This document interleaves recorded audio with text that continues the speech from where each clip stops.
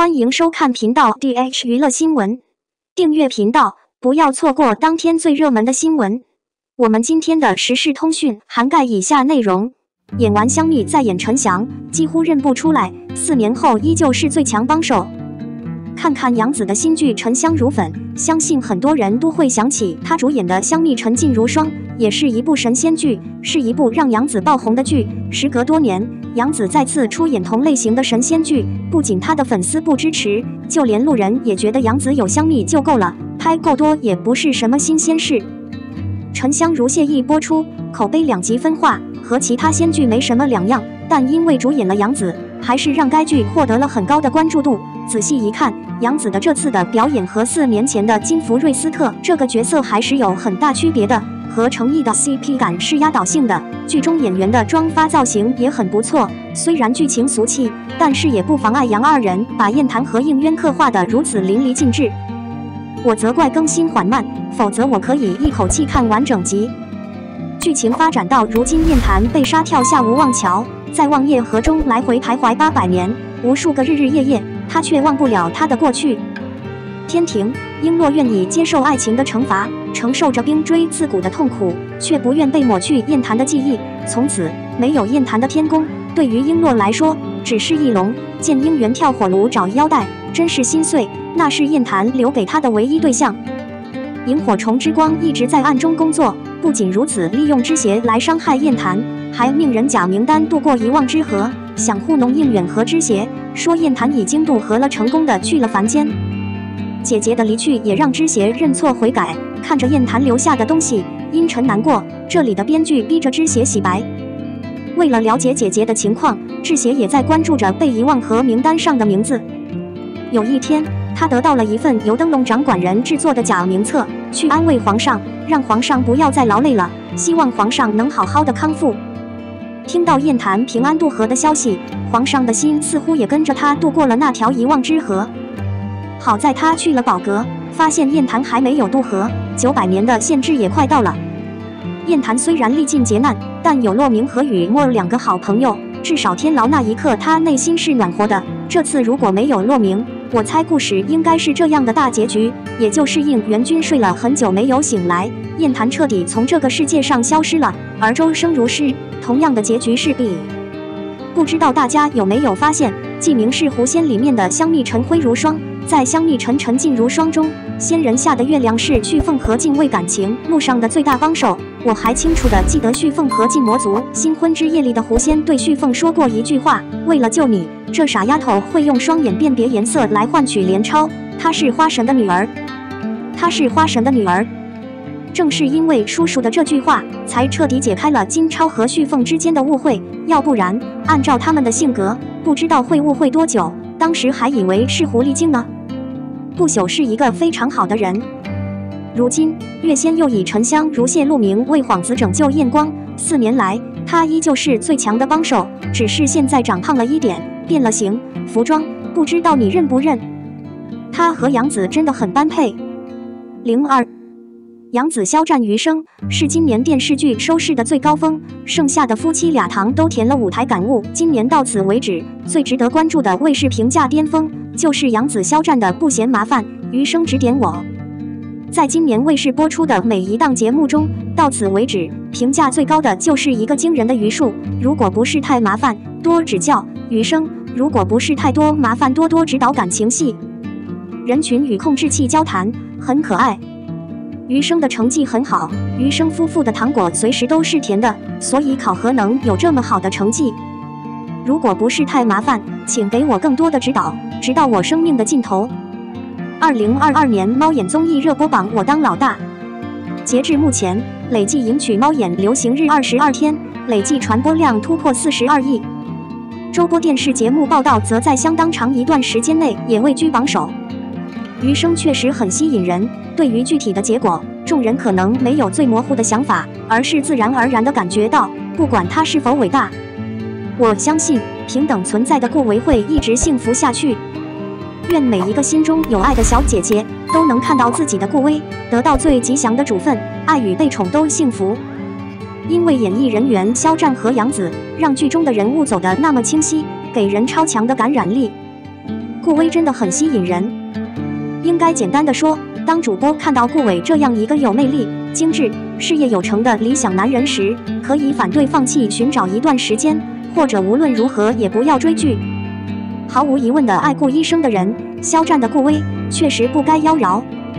22年来最有名的男主屋顶，如果不是太麻烦的话，多指导我到生命的尽头。今年的卫视评价最高。实力派演员肖战，气势磅礴。他是剧作家、大艺人，沟通引爆，肖战颂。他应该是一个无处不在的顶级商店。看到这个信息，让我想起了余生在直播的时候，我们办公室的合伙人说，在顾伟看来，大家对伟这个姓氏有着非同寻常的友谊。可见一家一卫是多么的有说服力。年初美兰德最佳1电视剧如果不是太麻烦，忠告你到生命的尽头。猫眼年度主打电视剧如果不是太麻烦，劝你到生命尽头。去年最好的一部是《斗罗大陆》，在央视3轮播出。作为一个整体，我们不断的知道，直到我们生命结束的评价一直在有序的上升。多轮明星评选，线上非正式交流盛行成倍增长。顾伟的粉丝数不胜数，而艺人肖战也无一例外的用自己的作品说话。到我生命的尽头，如果不是太麻烦的话，请多指导我3月份播出的节目。7月，顾伟还在工作名单上，在《陈情令》19的节目中，魏无羡还在工作名单上。肖战凭借演技获得了更多的粉丝。肖战的每一场秀都是轰轰烈烈的出现。斗罗大陆唐三是一个好听的名字，如果不是太麻烦，就一辈子教育我吧。顾威变成了一个规范的公众孩子，职业军顾营业变成了征兵广告。即将上映的《玉骨遥控》和《梦中的海》，我们将向我们呈现另一种工作理解。艺人肖战，景，充满希望，踏实、大胆、自由，追寻梦想，闪闪发光的大爱人林志孝。作品、实力、身手惊人，深谙人情的单身顶级艺人杨紫。感谢杨紫带着最好的3月甜心到人群。林志潇，作品和人群将永远是你的把握。到了生命的尽头，如果不是太麻烦的话，多多指导一下台湾和网络的双重爆款，把卫视的最高境界做到极致。杨紫整体上把林志潇演得很好，恭喜艺人杨紫。直到我生命的尽头，通过分数。祝愿所有工作人员在其他生活中都有一个体面的未来。你余生的结果与每个人的努力没有区别。我的余生是我的白色晚霞，幸福的婚姻，和睦的家庭，2个孩子和和坚实的监护人。我们所追求的是，在这部剧中，无论是亲情、爱情，都是那么真挚，那么美好。的确，即使是标志性旋律的诗句，我也会洞察。杨紫和肖战的电视剧并没有什么惊艳之处。如果两者兼而有之，那么获得最值得注意的评价是一项典型的活动。一步到位的结果，有赖于大家的共同努力和厚爱。肖战总体上是优秀的，杨紫的表现同样精彩。恭喜余生！一切都表明，艺人的作品已经赢得了无数的观众，而在个人心中根深蒂固的角色，会不断的让个人感到精力充沛。03花荣胆子太大，夏天要演，鞠婧祎公然打杨紫。暑期档快过半，各大平台之间的竞争已经进入白热化阶段。腾讯最先选择播出的《梦话录》可以说是非常火爆，刘亦菲也算是重回电视圈了。她的片酬和赵丽颖、杨幂一样，后面的档期已经排满了。长陵这部剧真的要开拍了，她还是比较关注的。不过他现在有预约，所以长陵的拍摄会推迟，而且这部剧的男主还没有已经决定了，不是目前传闻中的任嘉伦。腾讯选择追随《梦华录》的电视剧是《星韩锦绣》，我觉得这个动作有点跑题了。刚开始玩的时候还精神饱满，现在却有一种体力跟不上的感觉。这时候优酷有一种反败为胜的感觉。虽然《幸福到万家》的拍摄不太现实，但还是因为赵丽颖的表演而大受欢迎。现在优酷的沉香如屑已经是元气满满，连续更新了9天，赚到了足够的面子。腾讯也不甘落后，据说肖战、任敏主演的《玉骨遥》也将在暑期档播出。剧集暑假黄金档播出时间从未停止过竞争，是不是感觉好像很久没听说鞠婧祎了？她前段时间一直在拍戏，最近因为这个问题代言的她又恢复了几分热度。鞠婧祎的《建安传》还是半年前的事，没想到她参演的新剧《花荣》已经准备好了，而且有开播的趋势。据说她想在夏天争取一席之地。事实上，暑期档的古装剧《沉香如粉》《星光灿烂》已经有好几部了，《玉骨遥》也将在稍后上线。在如此激烈的竞争下，《花荣》真的能脱颖而出？问号，个人认为是怪了，还是等这些古装剧完结再开始吧。或许在大家还没有定论的情况下，《花荣》还能引起一些关注。鞠婧祎在《花荣》中的造型可以说是多变的，有的网友可能会觉得这样的衣服扎眼俗气，不过我个人还是很喜欢这种款式的。其实《花荣》中的鞠婧祎和《沉香如屑》中的杨紫还是比较相似的，只是一个颜色深，一个颜色浅，鞠婧祎更适合这样的强者。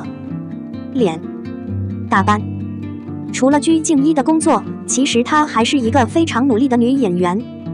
她没有绯闻，非常有能力为自己赢得角色。其实这和杨紫也很相似。杨紫常年几乎没有性生活，关闭状态。花荣力争在夏季推出，造型上沉香如碎屑，说不定还能赢得一点话题。我们的新闻部分文此结束，欢迎把你们的想法留在评论区，大家一起讨论一下。欢迎，也别忘了帮我点个赞加关注谢谢大家。